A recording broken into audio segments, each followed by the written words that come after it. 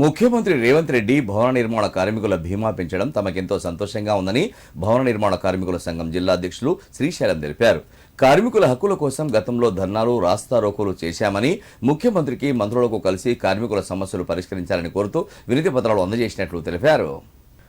సిద్దిపేట జిల్లా చిన్నకోడూరు మండల కేంద్రంలోని ముఖ్యమంత్రి రేవంత్ రెడ్డి, కార్మిక శాఖ మంత్రి వివేక్ వెంకటస్వామి, కార్మిక సంఘం రాష్ట్ర అధ్యక్షులు చంద్రం చిత్రపటాలకు జిల్లా అధ్యక్షులు శ్రీశైలం పాలాభిషేకం నిర్వహించారు.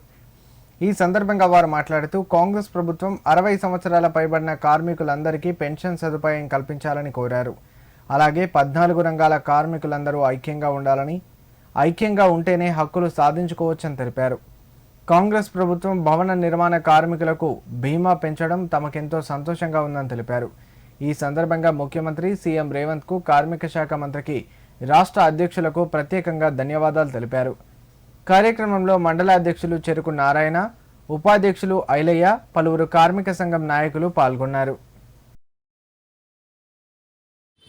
కార్మికుల పక్షాన నిలబడ్డటువంటి ఇప్పుడున్నటువంటి ప్రభుత్వం, కాంగ్రెస్ ప్రభుత్వం, ముఖ్యమంత్రి రేవంత్ రెడ్డి గారికి, మరి అదేవిధంగా కార్మిక శాఖ మంత్రి వివేక్ వెంకటస్వామి గారికి, అదేవిధంగా రాష్ట్ర అధ్యక్షుడు దరిపల్లి చంద్రమణ గారికి, అదేవిధంగా మా జిల్లా అధ్యక్షుడు దూబల శ్రీశైలం అన్న గారికి, వీరందరితో పాటు మేము మా కార్మికులందరం కలిసి ఇదంతా పోరాట ఫలితంగా మేము భావిస్తున్నాం.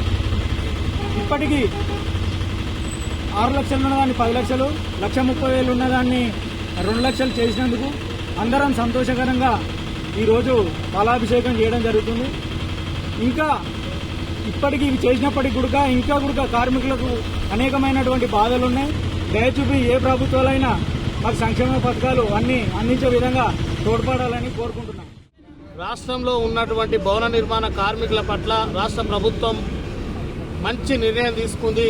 మరి దానికి నిర్ణయం ఇవాళ ముఖ్యమంత్రి రేవంత్ రెడ్డి గారికి, మా కార్మిక శాఖ మంత్రి వివేక్ వెంకటస్వామి గారికి పాలాభిషేకం ఈ యొక్క భవన నిర్మాణ కార్మికుల పక్షాన చేస్తూ ఉన్నాం. ఎందుకంటే 2001లో ఈ యొక్క భవన నిర్మాణ కార్మిక సంఘం కార్మికుల పక్షాన స్థాపనకు ముందడుగేసింది.